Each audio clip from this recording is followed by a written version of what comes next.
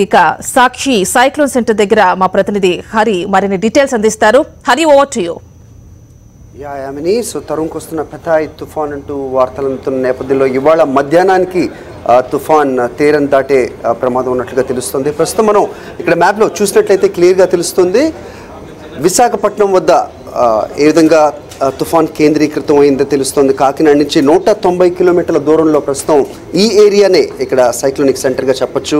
ఇది తుని కాకినాడ మధ్యలో తీరం దాటే అవకాశం మధ్యాహ్నానికి కనిపిస్తుంది.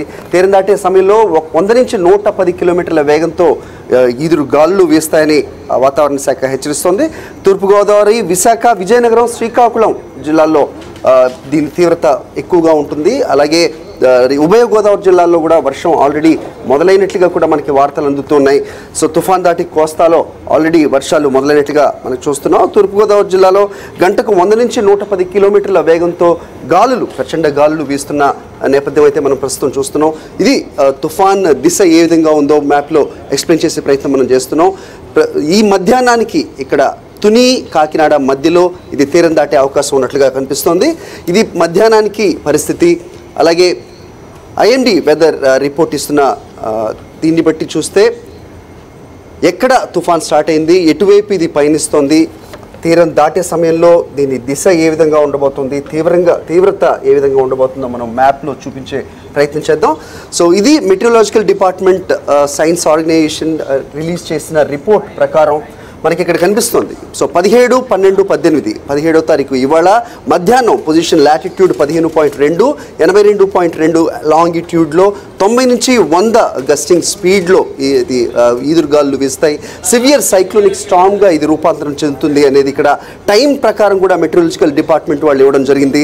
మధ్యాహ్నానికి ఇది సైక్లోనిక్ స్టార్మ్ నుంచి డీప్ డిప్రెషన్గా రూపాంతరం చెంది తీవ్ర తుఫాన్గా ఇది పరిణమిస్తుందని చెప్తున్నారు. రేపటికి 18/12/2018 రేపటికి మాత్రం 30 నుంచి 40 కిలోమీటర్ల ఆ వేగం ఏదైతే ఉందో గాలి అది తగ్గి ఇది డిప్రెషన్గా మారి అలాగే ఒరిస్సా వైపు పయనించే అవకాశం కూడా ఉన్నట్లుగా వాతావరణ శాఖ చెప్తున్న రిపోర్ట్.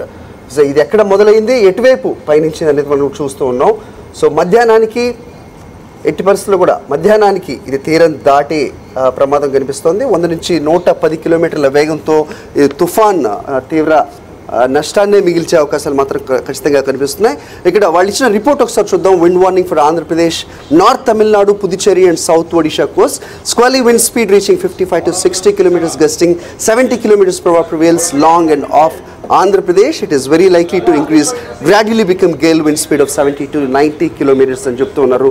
రేపటికి మాత్రం ఇది బలహీనపడి ఒడిశా వైపు తన దిశని మార్చుకునే అవకాశం అయితే కనిపిస్తుంది. ఈ రోజు అయితే ప్రస్తుతం మధ్యాహ్నానికి ప్రచండ గాలులతో ఇది తీరం దాటే ప్రమాదం కనిపిస్తుంది. కాకినాడ తుని మధ్యలో తీరం దాటే అవకాశాలు ఇక్కడ మనకి చూస్తున్నాం. రిపోర్ట్స్ని బట్టి అమలాపురంలో అయితే రాత్రి నుంచి కూడా భారీ వర్షాలు కురుస్తున్నాయనే వార్త అందుతోంది.